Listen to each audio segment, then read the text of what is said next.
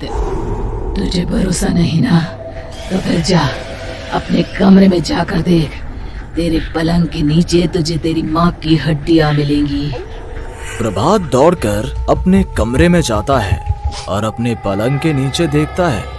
वहां पर सचमुच एक कंकाल पड़ा हुआ था और उसके शरीर पर जो कपड़े थे वो प्रभात की माँ के थे। क्या बात है, आज तो आप सुबह से ही बहुत बिजी हैं।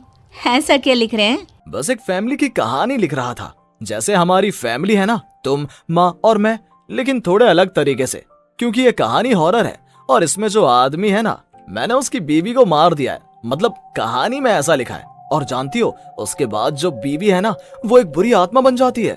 क्या बेटा, इस तरह की डरावनी कहानियां क्यों लिखता है तू? जानता है ना, हम जो सोचते हैं, जो लिखते हैं, हमारा दिमाग पूरा दिन वैसा ही होता रहता है। माँ, परेशान होने वाली क्या बात है? राइटर हूँ मैं, मेरा तो काम है कहानियां लिखना। और वैसे भी ये सिर्फ एक कहानी है माँ, कोई सच नहीं है। उसके बाद कुछ दिन बीत जाते हैं।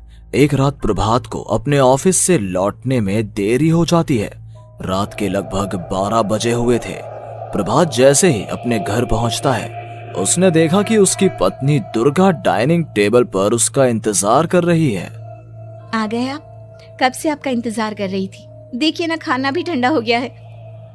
अरे दुर्गा, आज तुमने अपने इतने लंबे लंबे बालों को खोलकर क्यों रखा है? तुम तो हमेशा अपने बाल बांध कर रखती हो। वो क्या है ना प्रभात, जब इंसान अपनी जिंदगी से मुक्त हो जाता है ना, तो उसे दूसरे सारे बंधन खोल देने चाहिए। इसलिए मैंने अपने बालों के बंधन भी खोल दिए। ये तुम किस तरह की बातें कर रही हो? तुम ठीक तो हो? मैं बिल्कुल ठीक हूँ प्रभात। अच्छा चलो खाना खाओ। वो क्या है ना दुर्गा, मुझे भूख नहीं है। ऑफिस में कुछ खा लिया था। कोई बात नहीं, मैं तुम्हारे लिए एप्पल काट देती हूँ, एप्पल खा लो। नहीं दुर्गा, मुझे नहीं खाना है, मेरा मन नहीं है यार। तभी अचानक से दुर्गा अपने हाथ में एक बड़ा सा चाकू लेकर प्रभात पर हमला कर देती है। प्रभात अपने आप को बचाने की कोशिश करता है। आज मैं तुझे नहीं छोड़ूंगी, तुझे अपने साथ लेकर जाऊंगी अपनी दुनिया में। ये क्या बोल रही हो तुम? तुम्हारा दिमाग खराब हो गया है। आखिर तुम हो कौन? दुर्गा अपनी गर्दन टेढ़ी करते हुए बोलती है। मैं दुर्गा हूँ, तुम्हारी पत्नी। ध्यान से देखो मेरी आंखों में। प्रभात बुरी तरह से डर जाता है और घबराहट में वो चाकू अपनी पत्नी के पेट में मार देता है। उसकी पत्नी की वहीं के वहीं मौत हो जाती है और उसकी चीख की आवाज सुनकर उर्मिला दौड़ते हुए बाहर आती है। ये तूने क्या किया प्रभात? तुमने अपनी पत्नी का खून कर दिया। लेकिन तू तो उसे बहुत प्यार करता था बेटा। तूने बहू को क्यों मार डाला? माँ, ये आपकी बहू नहीं थी, इसके अंदर कोई बुरी आत्मा घुसाई थी। मैं नहीं जानता ये सब कैसे हो गया, लेकिन वो मुझ पर हमला कर रही थी, मुझे मारने की कोशिश कर रही थी। माँ, मैंने कुछ नहीं किया। ये तूने क्या कर दिया बेटा? दुर्गा ने मुझे कहा था कि वो तेरी कहानी के उस कैरेक्टर की तरह एक्टिंग करके तुझे डराने की कोशिश करेगी। अरे वो तो तेरे साथ मजाक कर रही थी। हे भगवान, ये क्या हो गया? इसका मतलब दुर्गा। लेकिन माँ, मैंने जो कहानी लिखी थी उसमें भी ऐसा ही हुआ था। उस औरत ने अपने पति के साथ मजाक किया और गलती से उसके पति ने उसके पेट में चाकू मार दिया। मेरी कहानी सच कैसे हो सकती है? माँ, मुझे बहुत डर लग रहा है। अब ये सोच, दुर्गा की लाश का क्या करें हम? अगर गलती से भी ये बात बाहर फैल गई ना, तो तुझे पूरी जिंदगी जेल की सलाखों के पीछे रहना पड़ेगा। एक काम करते हैं माँ, हम घर के पीछे वाले बगीचे में उसकी लाश को दबा देते हैं। अगर कोई पूछेगा तो कह देंगे कि उर्मिला अपने मायके गई और फिर एक दिन हम भी अचानक यहाँ से कहीं दूर चले जाएंगे। कोई नहीं आएगा हमें पूछने, कोई नहीं आएगा माँ, बाद में जो होगा हम देख लेंगे।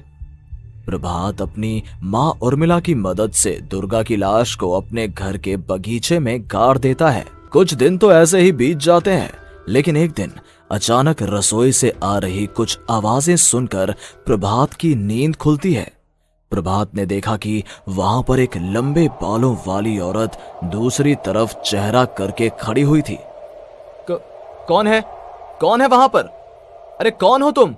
मैं दुर्गा हूँ प्रभात। क्या हुआ? मुझसे इस तरह के सवाल क्यों कर रहे हो तुम? तुम दुर्गा नहीं हो सकती। दुर्गा तो प्रभात, मैं तुम्हारी पत्नी हूँ, तुम मुझे कैसे भूल सकते हो? 4 दिन के लिए मायके क्या चली गई, तुम तो मुझे भूल ही गए। अब अगली बार ना मैं कहीं नहीं जाऊंगी। पता चला तुमने तो मुझे पहचानने से ही इनकार कर दिया। नहीं, तुम दुर्गा नहीं हो सकती। तुम दुर्गा हो ही नहीं सकती। मैं जानता हूँ ये सब क्या हो रहा है। मैंने अपनी कहानी में लिखा था कि उस आदमी की पत्नी की मौत के बाद एक बुरी आत्मा उसका रूप लेकर उसके घर में आ जाती है। तुम वही हो ना? और अचानक से खूबसूरत दुर्गा का चेहरा काला पड़ जाता है। उसकी आंखें लाल हो जाती हैं और पूरे शरीर पर बाल, लंबे नुकीले नाखून, उसके दोनों पैर उल्टे हो जाते हैं और बेहद डरावनी आवाज में वो चिल्लाकर कहती है, बुरी आत्मा, मेरा खून करके मुझे अपने ही घर में गाड़ कर तू मुझे बुरी आत्मा कह रहा है? मैं तुझे छोड़ूंगी नहीं। और अचानक से प्रभात के घर में बेहद डरावनी आवाजें गूंजने लगती हैं। घर में चारों तरफ बहुत सारी बुरी आत्माएं नजर आने लगती हैं। प्रभात घबरा कर अपनी माँ को आवाज देता है, माँ कहाँ है आप? जल्दी आइए माँ, देखिए ना ये सब क्या हो रहा है। प्रभात ने देखा कि अचानक से उसकी माँ कमरे से दौड़ कर आती है। क्या हुआ प्रभात? और ये लोग कौन है? इन सब की गर्दन टेढ़ी क्यों है? इनके बाल खुले हुए। हाँ प्रभात, ये सब लोग तो मुझे मरे हुए नजर आ रहे हैं। हाँ माँ, ये सब लोग मरे हुए ही हैं और ये ठीक वैसा ही हो रहा है जैसा मेरी कहानी में हुआ था। लेकिन मेरी कहानी के हिसाब से तो आप भी। अचानक से उर्मिला का रूप बदल जाता है। वो भी एक डरावने साए की तरह बन जाती है और बेहद डरावनी आवाज में चिल्ला चिल्ला कर कहती है, मर गई तेरी माँ। जानता है, कल रात जब तू सो रहा था ना, तो मैंने उसके शरीर का सारा खून पी लिया। अब बस हड्डियां बची है उसके शरीर में। नहीं, ऐसा नहीं हो सकता, ऐसा बिल्कुल नहीं हो सकता। मेरी माँ नहीं मर सकती। तुझे भरोसा नहीं ना, तो फिर जा अपने कमरे में जाकर देख। तेरे पलंग के नीचे तुझे तेरी माँ की हड्डियां मिलेंगी। प्रभात दौड़कर अपने कमरे में जाता है और अपने पलंग के नीचे देखता है। वहां पर सचमुच एक कंकाल पड़ा हुआ था और उसके शरीर पर जो कपड़े थे वो प्रभात की माँ के थे। माँ, अब मुझे कुछ करना पड़ेगा। लेकिन मेरी कहानी में लिखा था कि माँ की मौत मेरे हाथों से होगी, पर माँ तो पहले ही मर चुकी है और वो बुरी आत्मा मुझे भी मार देगी। नहीं नहीं, इससे पहले कि वो मुझे कुछ करे, मुझे उसका काम खत्म करना होगा। प्रभात अपने हाथ में बड़ा सा चाकू लेकर उस बुरी आत्मा पर हमला कर देता है जिसने प्रभात की माँ का रूप लिया हुआ था, और अगले ही पल वो नीचे गिर जाती है और उसके शरीर से खून बहने लगता है। ऐसा नहीं हो सकता, एक बुरी आत्मा के शरीर में तो खून होता ही नहीं है। तो क्या सच में मैंने अपनी माँ को मार दिया? लेकिन अभी कुछ देर पहले तो फिर वो कंकाल किसका है? और ये कौन है? मैं पागल हो जाऊंगा। और अपनी माँ की लाश, इसका मैं क्या करूं? लोग पूछेंगे तो मैं क्या जवाब दूंगा? तभी वहां पर दुर्गा का रूप लेकर जो आत्मा थी उसने प्रभात से कहा, गाड़ दे अपनी माँ को ले जाकर उसी जगह जहाँ तूने मेरा खून करके मुझे गाड़ दिया था। जा, चला जा। घबराया हुआ प्रभात पागलों की तरह अपनी माँ की लाश को लेकर बगीचे में गाड़ देता है।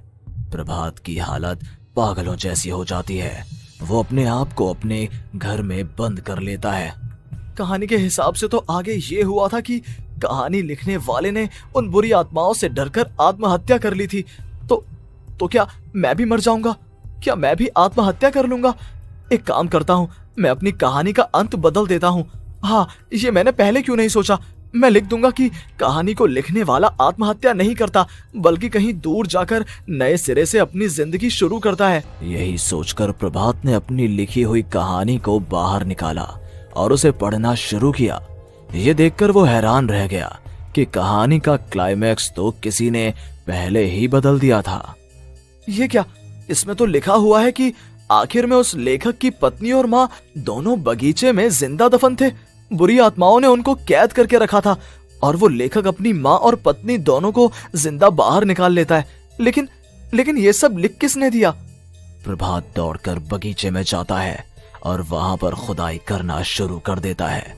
प्रभात देखता है कि वहां पर लकड़ी के 2 बड़े संदूक हैं और उनके अंदर से आवाजें आ रही हैं। प्रभात, प्रभात बचा लो मुझे, अगर थोड़ी देर और हो गई तो वो मुझे छोड़ेगी नहीं। बेटा देखो, मैं इस बक्से के अंदर बंद हूँ, प्लीज मुझे बाहर निकालो, वो बुरी आत्मा किसी भी वक्त मुझे मार डालेगी। प्रभात वो दोनों बक्से बाहर निकालता है और अपनी पत्नी और माँ दोनों को आजाद करवा लेता है। लेकिन तभी वहां पर अचानक से एक बेहद डरावनी और खौफनाक दिखने वाली औरत आ जाती है। तुझे क्या लगा था इतनी आसानी से अपनी पत्नी और माँ को बचा लेगा? बस 5 मिनट और उसके बाद अमावस का चांद आसमान में आने ही वाला है। लेकिन तूने इन दोनों को बाहर निकाल लिया, अब तुझे मरना होगा। नहीं, मैं जानता हूँ मैं नहीं मरूंगा, और अब आगे क्या करना है ये भी मुझे पता है। प्रभात, ये बहुत खतरनाक है, हमें मार डालेगी। प्रभात, चलो यहाँ से। नहीं दुर्गा, अब मुझे अच्छी तरह से पता चल चुका है कि इस बुरी आत्मा से हम कैसे पीछा छुड़वा सकते हैं। और इतना कहकर प्रभात अपने हाथ में पकड़ी हुई सिंदूर की थैली उस बुरी आत्मा के ऊपर उछाल देता है। कुछ ही देर में वो जमीन पर गिरकर राख में बदल जाती है। ये सब क्या हो रहा था बेटा? ये सब तुम्हारी लिखी हुई इस कहानी की वजह से हुआ है ना? नहीं माँ, पहले मुझे भी ऐसा ही लगा, लेकिन बाद में पता चला कि बरसों पहले हमारे इस बगीचे की जमीन के अंदर किसी को जिंदा गाड़ दिया गया था और बस उसी औरत की आत्मा हमें परेशान कर रही थी। उसी ने मेरे शब्दों में जान डालकर उस कहानी को जिंदा कर दिया था। मुझे माफ कर दो प्रभात, मैंने आपकी कहानी के साथ छेड़छाड़ की थी और उसे बदल दिया था। माफी मांगने की जरूरत नहीं है दुर्गा, तुम्हारे उस बदलाव की वजह से ही आज हम सब जिंदा हैं, क्योंकि आखिर में कहानी में वो हुआ जो तुमने लिखा।